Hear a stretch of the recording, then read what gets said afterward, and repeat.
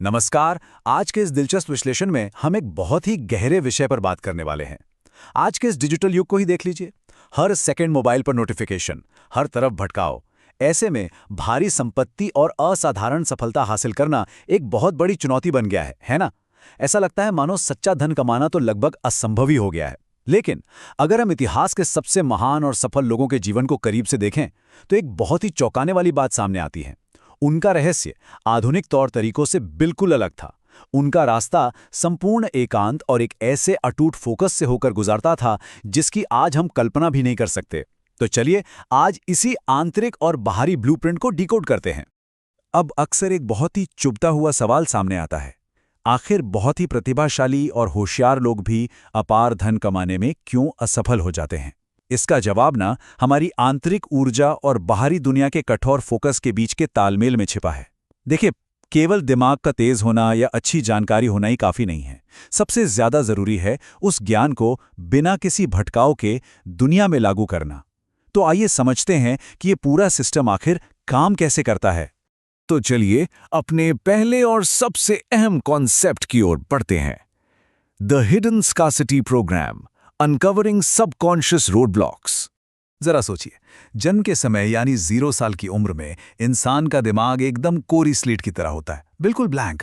लेकिन पहले 7 सालों में क्या होता है? हम अपने माता पिता और आसपास के माहौल से पैसे के बारे में धारणाएं सोखने लगते हैं। बचपन में सुनी गई वो बातें याद हैं?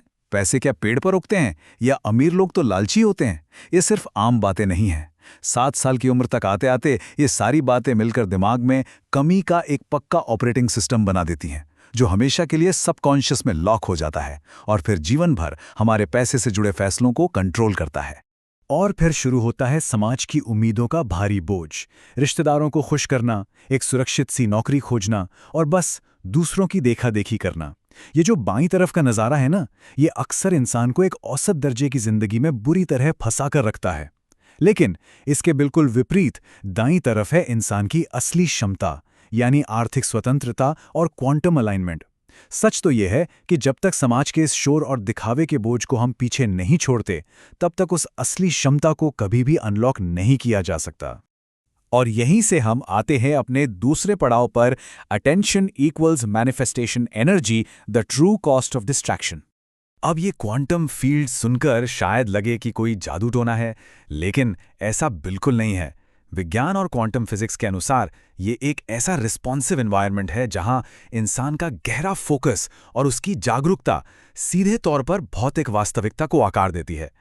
इसे ऐसे समझिए, सब एटॉमिक स्तर पर इंसान की चेतना वास्तव में उन अवसरों और परिस्थितियों को जन्म दे रही होती है जो अपार धन के लिए जरूरी हैं। यानी हमारा गहरा फोकस लिटरली भौतिक दुनिया को अरेंज कर रहा है। इस बात को इतिहास के सबसे अमीर इंसानों में से एक एंड्रयू कार्नेगी के इन शब्दों से बेहतर कोई नहीं समझा सकता। उनका साफ मानना था कि सच्ची सफलता के लिए भीड़ का हिस्सा बनने की नहीं, बल्कि उससे दूर जाने की जरूरत होती है। आज की इस भागदौड़ भरी जिंदगी में अनगिनत कनेक्शंस, पार्टीज और नेटवर्किंग के शोर में असली सफलता नहीं मिलती। इसके बजाय एकांत यानी सॉलिट्यूड में ही वो शक्ति छिपी है जो किसी को भी पूरी तरह से असाधारण बना सकती है। तो फिर सवाल उठता है कि इस पुराने सिस्टम को बदला कैसे जाए। यही काम आता है हमारा तीसरा section, rewiring the subconscious mind, upgrading the financial operating system. यहां बात आती है न्यूरोप्लास्टिसिटी की। ये विज्ञान का वो चमत्कार है जो साबित करता है कि हमारा दिमाग कोई पत्थर की लकीर नहीं है। न्यूरोसाइंस हमें बताता है कि जब एक ही तरह के पॉजिटिव और फोकस्ड विचारों को बार बार दोहराया जाता है, तो दिमाग के अंदर धन और सफलता के लिए नए न्यूरल पाथवेज यानी बिल्कुल नए रास्ते बनने लगते हैं। ये लगातार दोहराव लिटरली दिमाग के सोचने के डिफॉल्ट तरीके को फिजिकली बदल कर रख देता है। इन शक्तिशाली अफर्मेशंस को ही देख लीजिए, जैसे कि मैं पूरी तरह से आर्थिक रूप से स्वतंत्र हूं, या पैसा कई रास्तों से लगातार मेरे पास आ रहा है। अब ध्यान देने वाली बात यह है कि ये केवल बोलने के लिए शब्द नहीं है। जब इन वाक्यों को पूरी भावना और दृढ़ विश्वास के साथ महसूस किया जाता है और मन में विजुअलाइज किया जाता है, तो ये हमारे आसपास के इलेक्ट्रोमैग्नेटिक फील्ड को ही बदल देते हैं। यही वो ऊर्जा है जो प्रचुरता को आकर्षित करती है और दिमाग के उस पुराने नेगेटिव सिस्टम को हमेशा के लिए अपग्रेड कर देती है। और अब बारी आती है बाहरी दुनिया में एक्शन लेने की। Section 4, the 90 day solitude challenge, the crucible of titans. Andrew Carnegie और एक युवा पत्रकार नेपोलियन हिल की एक कहानी ना सच में सोचने का नजरिया बदल देती है। कार्नेगी ने उस युवा को चुनौती दी थी कि यदि वो अपनी जिंदगी के 20 साल सिर्फ एक ही काम पर पूरी तरह से लगा दे तो वो ऐसा मुकाम हासिल कर लेगा जो दुनिया के 99% लोग कभी सोच भी नहीं सकते। ये इस बात का सबसे बड़ा और जीता जागता सबूत है कि भटके हुए औसत जीवन को नकारने में कितनी असीम ताकत होती है। 10,000, जी हाँ, 10,000। ये वो विशाल संख्या है जितनी बार महान वैज्ञानिक थॉमस एडिसन बल्ब बनाने के प्रयास में असफल हुए थे। जरा सोचिए, अगर वो समाज के बीच लोगों से घिरे रहकर ये काम कर रहे होते तो परिवार और पड़ोसियों की आलोचनाओं ने उन्हें न जाने कब का रोक दिया होता। लेकिन ये उनका गहरा एकांत, उनका सॉलिट्यूड ही था जिसने उन्हें समाज के उस नेगेटिव शोर से बचाए रखा और आखिरकार दुनिया को रोशन करने वाली सफलता दिलाई। इस 90 दिन के सॉलिट्यूड चैलेंज को हम मनोवैज्ञानिक तौर पर 3 हिस्सों में बांट सकते हैं। पहले 1 से 30 दिन सच में सबसे मुश्किल होते हैं। इसमें बहुत गहरा मानसिक संघर्ष होता है क्योंकि मन बार बार भटकता है और दोस्तों या परिवार से काफी विरोध भी झेलना पड़ता है। लेकिन 31 से 60 दिनों के बीच ये रूटीन धीरे धीरे आसान होने लगता है।